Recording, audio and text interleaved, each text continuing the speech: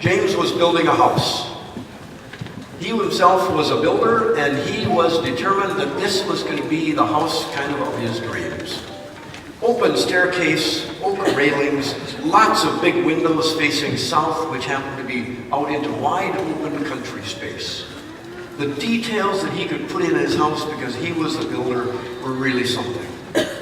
He knew of my interest in woodworking and building furniture, so he came to me and said, you know, there's this one piece that I would like you to do for me, and here's the design.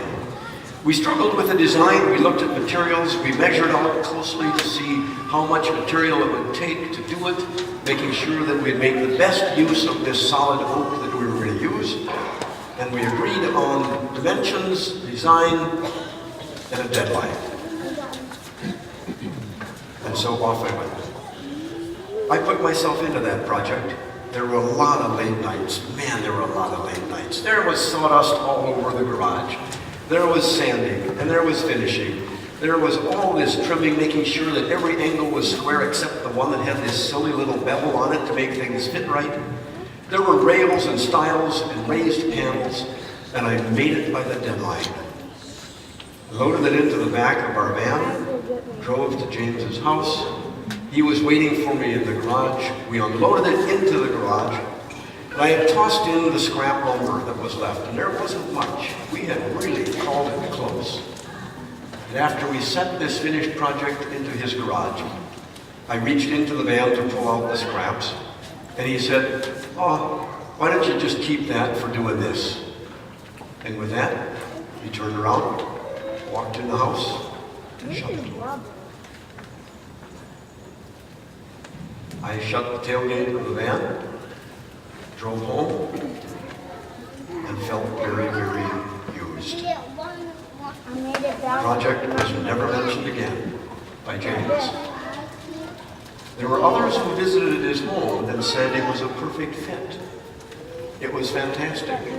I was pleased to hear that, but I was still feeling very, very used. God was being used by the Israelites and the people of Judah. God had given them so much. He had made them a nation. He had protected them. He had led them. He had nourished them.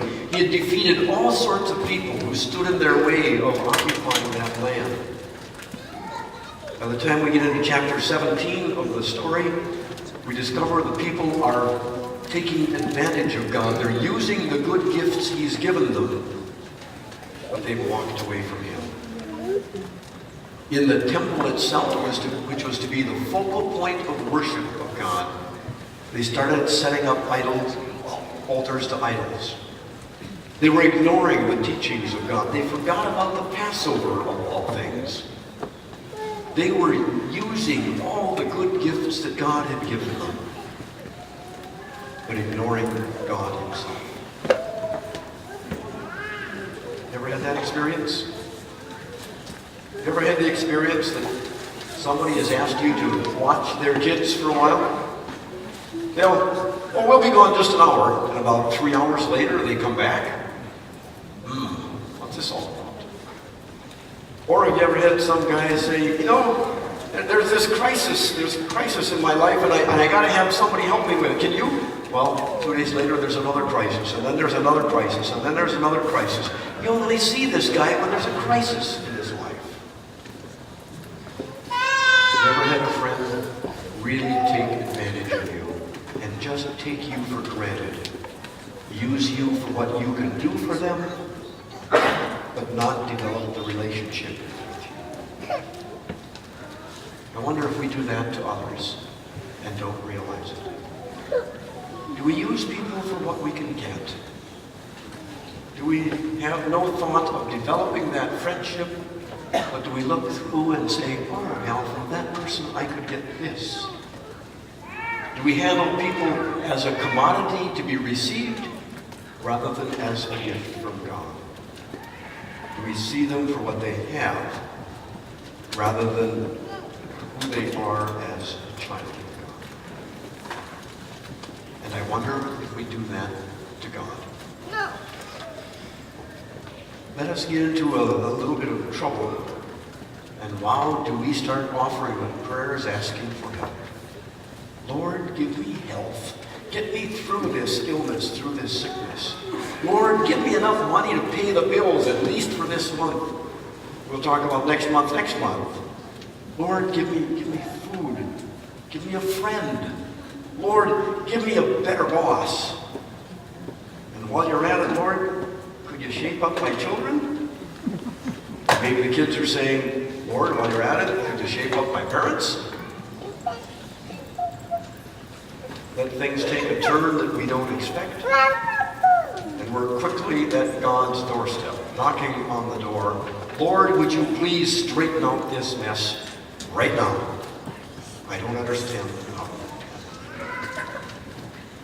Well, if we're taking advantage of God, if we're using God for what we can get from Him, we're not the first ones to do it. It seems to be in a bit of our DNA. It's who we are.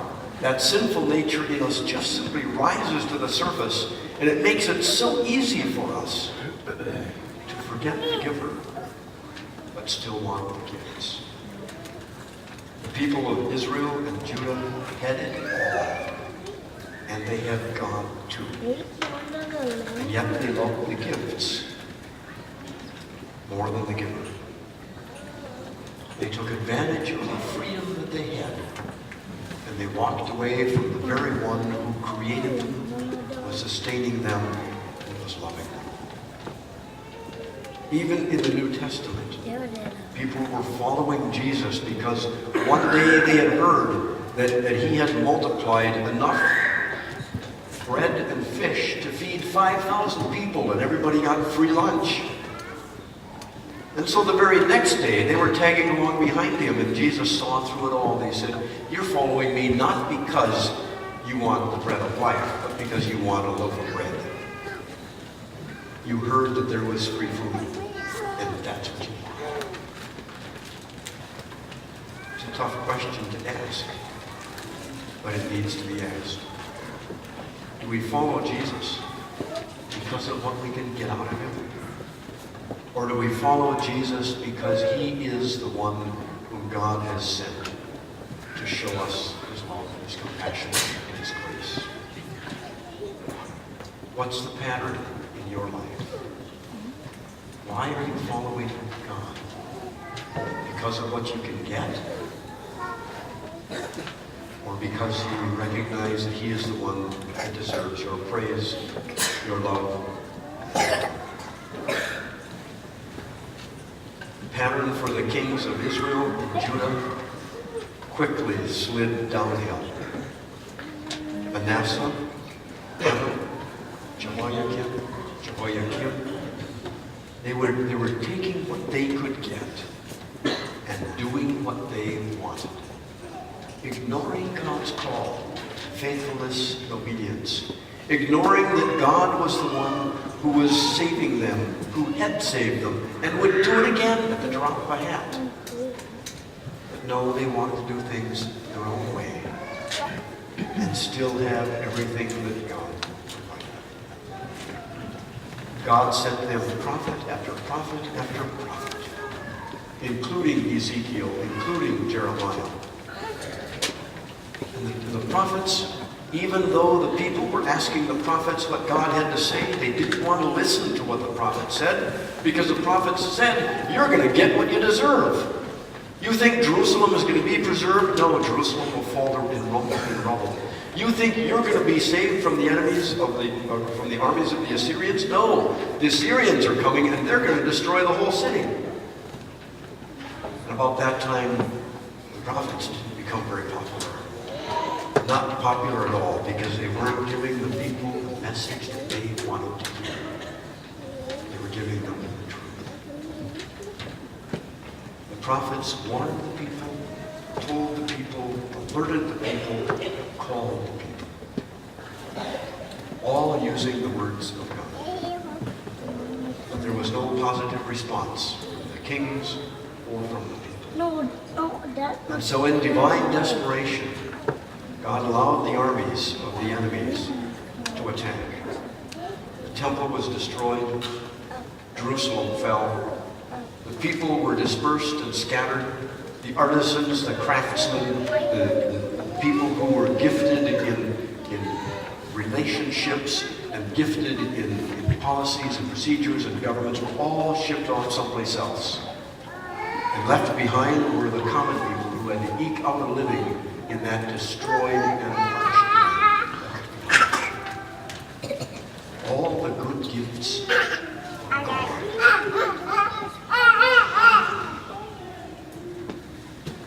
But the giver remained. The giver, no doubt, was hurt. The giver was grieved. The giver was disappointed. And yes, I'm sure the giver was angry. Divine anger. But the giver remained. And God was determined that these people would be his, and that all the nations around them would know it. At the very end of chapter 17 of the story, on page 245, 46, and 47, there are these quotations from Scripture. The Lord says, "It is not for your sake, people of Israel, that I am going to do all these things, but for the sake of my holy name. The nations around you that remain will know that I, the Lord, have rebuilt what was destroyed and have replanted what was desolate. My people, I am going to open your graves and bring you up from them. I will bring you back to the land of Israel. Then you, my people, will know that I am the Lord." In spite of the destruction, in spite of the mess, there was comfort and there was hope given to the people, that the giver remained, even though the gifts were gone. I'm sure I could, with one phone call, convince James that he and I ought to get together for a coffee. We would talk about families, we would talk about events, we would laugh, we would tell stories, but we wouldn't talk about any more wood projects. God, however, is far more gracious than I am. God speaks these words of comfort to his people even as they're still walking away from him, continuing to use them. God continues to walk with us, even when we abuse him, neglect him, and take advantage. He sits with us. He enfolds his arms around us. He feeds us. He nourishes us. He gives us one another, and he reminds us that he is ours and we are his. And then with this grin on his face, he says, "Now, my child, what else do you need?" And he's going to give yet again. God says, "I will put my spirit in you, and you will live. I will settle you in your own land, and you will know that I, the Lord, have spoken. I have done it. You will know that I am the Lord." Let's pray. Lord, we thank you for your voice speaking through Ezekiel, through Jeremiah, and others of the prophets. We thank you for the reminder that you are the giver, and that to you belongs the honor, the glory, and the praise. As we have received so many and continue to receive so many gifts from you, remind us that you are the origin, that you are the one to